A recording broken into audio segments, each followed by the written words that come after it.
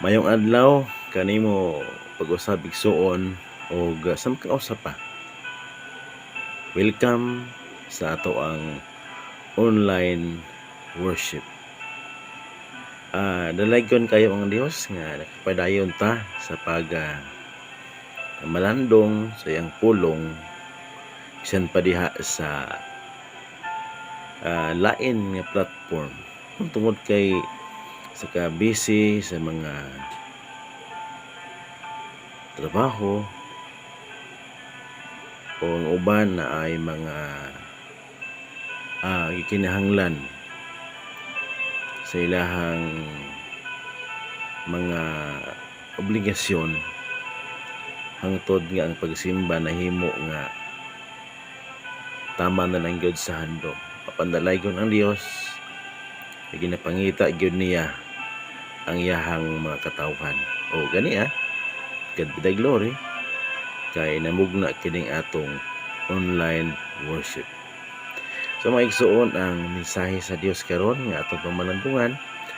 Makita diha sa Hebreo 11:1 nga nagauluhan kini og the thrill of trusting God.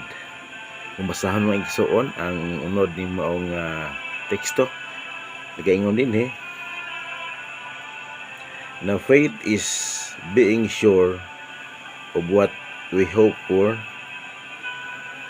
and being convinced of what we do not see. Sa atong panahon ron, no? In this perilous time,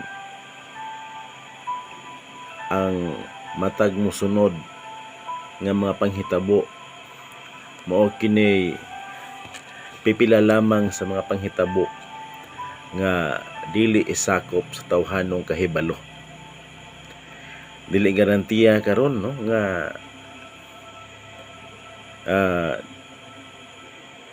daghan kag kahibalo, may knowledgeable ka, may adbentahe ka na sa uban tungod kay may mga butang karon no nga for a very long time ginatuuhan nato nga husto panunya dahil sa last part ato na lang mahibaluan nga sayop di ay like history. May mga parts sa tong history ang wala mi langkob sa tinuod nga historya sa atong kasaysayan mga igsoon. Mao nga kinahanglan gyud nato no nga magmabinantayon. Usahay no may mga patakaran, mga rules nga ginapatuman nga bisan sa tinamban nga panguna-una makita nimo nga there is something wrong in it, pero nganong halos wala kay kusog tugo against it, bisan di ka sigurado musunod ka na lang, then i-allow nimo ang Dios nga mo handle sa posibleng mga consequence sa atong action or decisions. Maigsuon ang Biblia diha sa ikaduhang Pedro 1:21, 2 Peter 1:21 ang pulong sa Dios nagaingon, for prophecy never came by the will of man, but holy men of God spoke, being brought along with the Holy Spirit.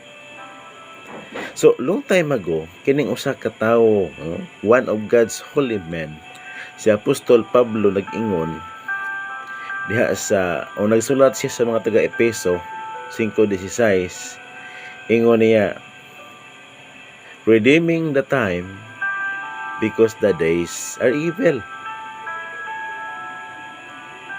So kita karon napalibutan kita sa daghang mga uncertainties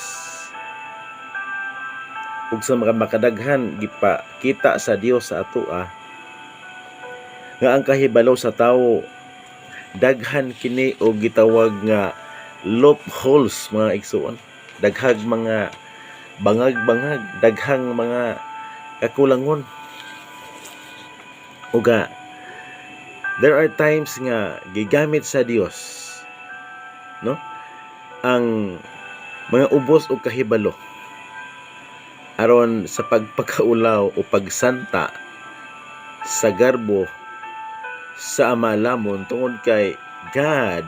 We know that God opposes the proud, and He exalt the lowly. So that is why ingon ni Pablo maigsoon sa iyang sulat ngadto sa taga-Roma, ingon niya, do not conform to the standard of this world, but be renewed by the renewing of your mind, so that you will know what is the will of God.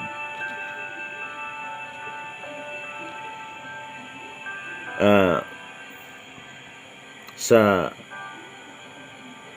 atong kahimtang ron nga daghan kaayo ang mga uncertain,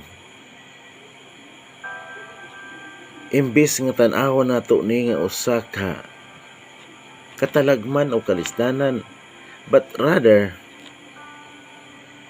for us Christians it is an opportunity.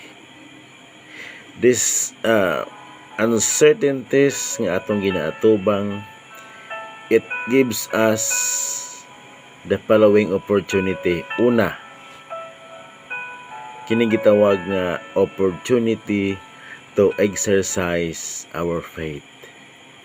Sama sa experience sa mga Israelites, kung giunsa sila pag-save sa Dios gikan sa ilahang pagkaulipon sa Ehipto, nahibaluan nato mga igsuon nga grabe ang gibuhat sa Dios. Daghang mga katingalahang butang ang ipakita sa Dios sa atubangan sa mga Israelites. Naa didto ang napulo ka hampak, naa didto ang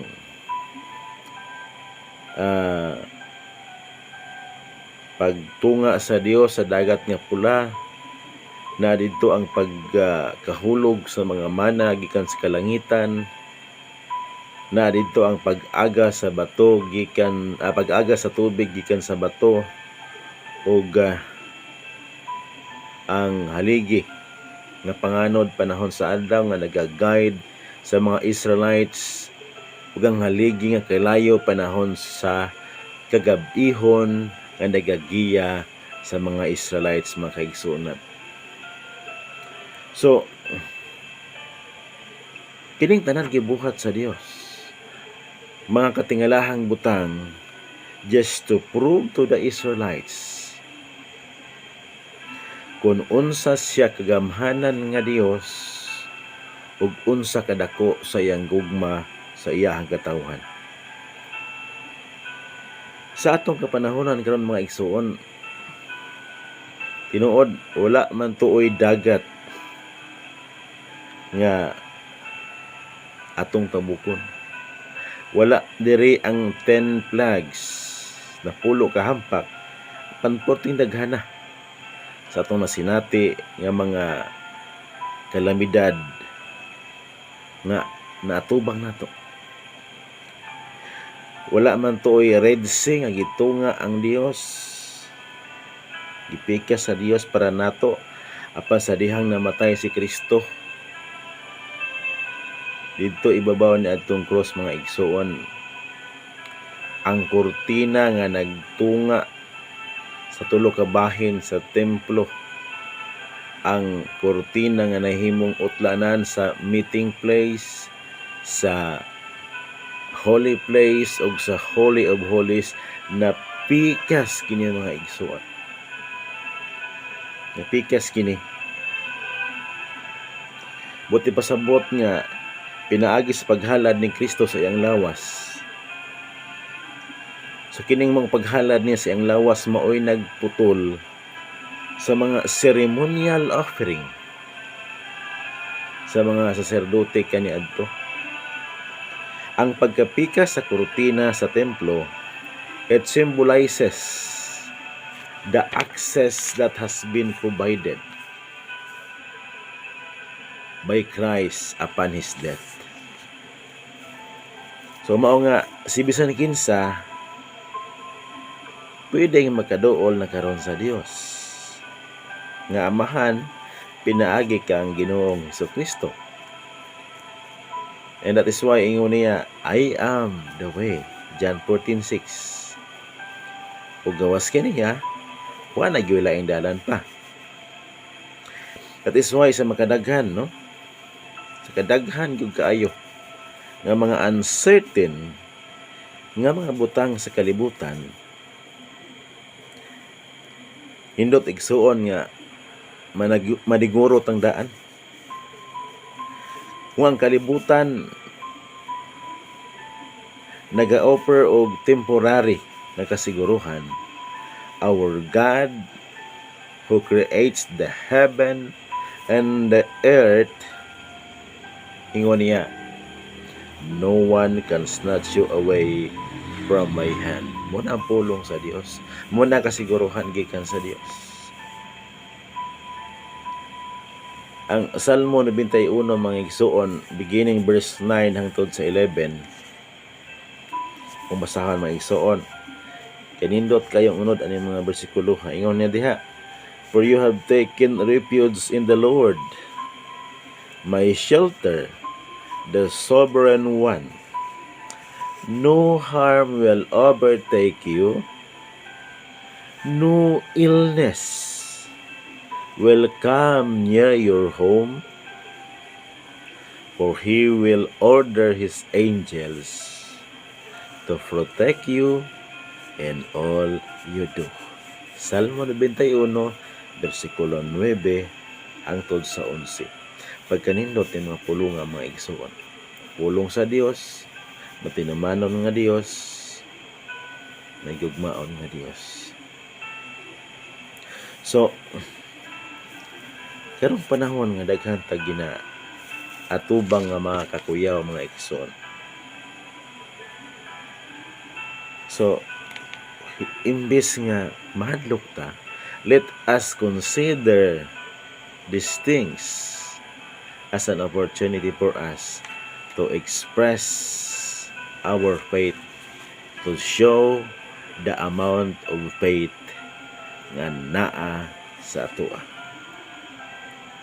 Kaduha, ang mga nasinati nato karon, no, nga mga kalisdanan, again, usa siya ka thrilling experience in the sense nga it gives us an opportunity to witness or experience God's goodness. Nga ng Mateo 5, versikulo 14 hangtod sa 16. You are the light of the world. So this is referring to the Christians. Yung sa pulong sa Ginoo, kamo kahayag sa kalibutan. Ngano ka, no? A city located on a hill cannot be hidden. People do not light a lamp and put it under a basket, but on a lampstand, and it gives light to all in the house. In the same way, sa samang paagi, no? Ang usa ka tawo nang magdagkot og suga, dili niya ibutang sa basket aron taguan. Hinoon, ibutang niya kini dito sa usa ka lampstand aron ang tanan nga naa sa balay mahayagan.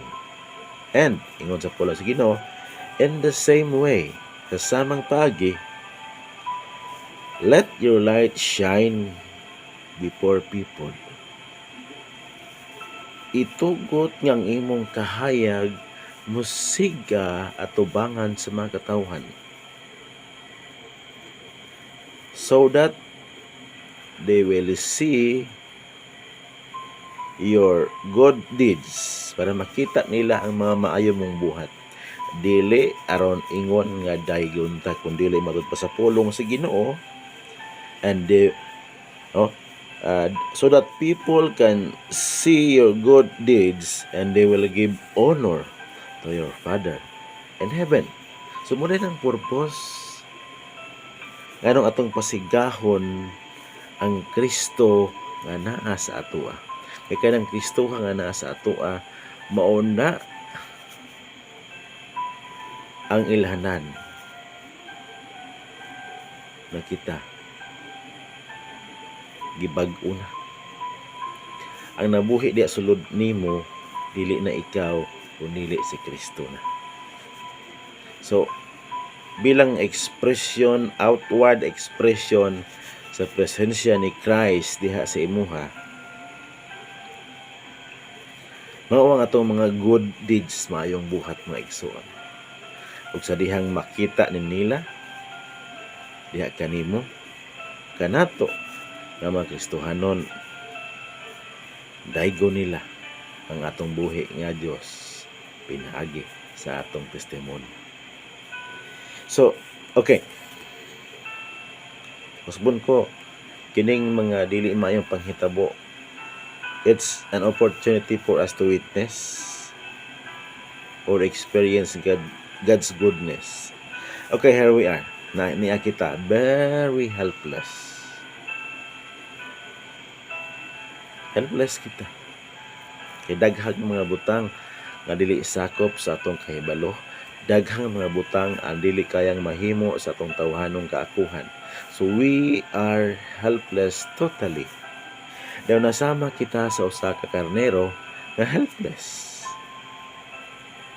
Ang usa ka karnero very dependent kini sa iyahang shepherd. Then as a Christian, igsoon, daw sama kita sa karnero.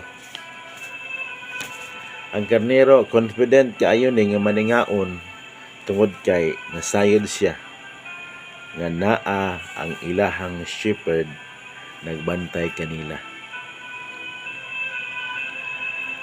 Bisan pag sa unahan gapa antaw-antaw lang ug gaali-alihid lang ang leon, but still at peace sila nga maningaon knowing ang ilang shepherd naguban kanila. So confidence mao ni ang naa sa hunahuna sa usa ka simpleng karnero. Even though wala siya panalipod sa iyang kagalingon, but knowing that his shepherd, its shepherd, kauban niya, muna mahatag kaniya og sense of peace. So ang mga Kristohanon, napud tay usa ka magbalantay. Usa ka magbalantay nga sa walay pagduha-duha mitahan sa iyang kinabuhi. Aron dili kita lamyon sa sala. Usa ka magbalantay nga mipasalig, I will never leave you nor forsake you. So usa ka magbalantay nga bisan dili makita apan mabatyagan nato ang paglihok sa iyang gahom diha sa pagpreserba sa atoang mga kinabuhi. Gipreserba niya ang atong mga kinabuhi. Kita nga nagtuo, nagsalig og milaom sa iyahang gahom aron nga pinaagi nato mga kaigsuunan. Mahibalo ang kadaghanan sa iyahang paggagamhanan. See? Kita ang iyahang mga buhing pamatuod, mga saksi sa iyahang makaluwas nga gahom. Igsuon, napalibutan man kita sa daghang mga threat o kakuyaw, apan sama sa karnero, confident kita nga manginabuhi tungod kay nagtuo kita kakauban nato ang maayong magbalantay nga mao ang atong Ginoong Hesukristo. So this perilous time nga igsuon, atong pasigahon si Kristo nga ania nato nga mao ang hinungdan sa atong confidence sa kalinaw, sa kalipay o steadfastness nga atong nahuptan. Kung makita kini sa mga tawo nagpalibot nato, igsuon sa katilingban nga atong gipuy-an, makumbinsi nato sila nga sama nato muduol pod sila sa Dios. So now, we are laying our hope and confidence diha sa usa ka dili makita nga Dios. Dili makita ang iyahang mga moves all the time. And what is thrilling and exciting is that we don't know when He will save us. When He will save us. But ang assurance that we have is that He will come for us. Amen. So mga igsoon, the third thing that I'm going to share with you is get ready for the thrilling experience. Yun ang Mateo 24 versikulo 6 hangtod sa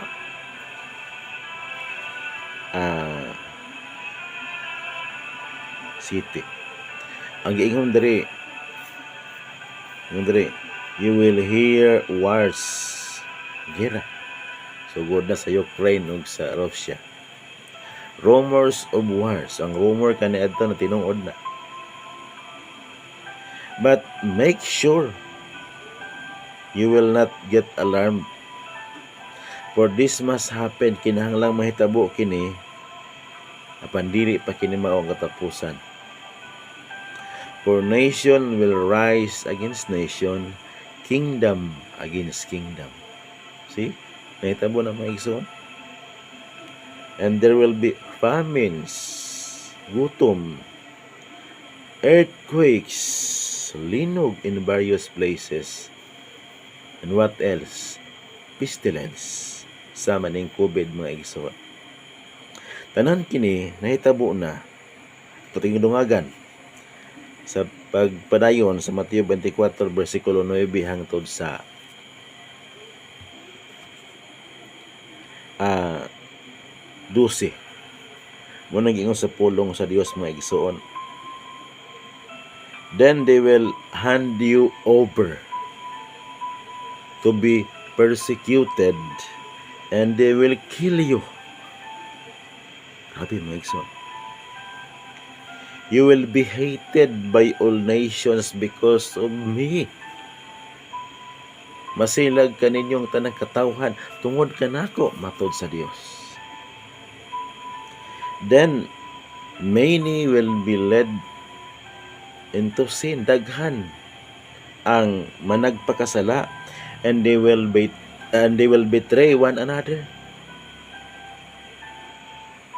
And hate one another. Many false prophets will appear o mangilad silang daghan.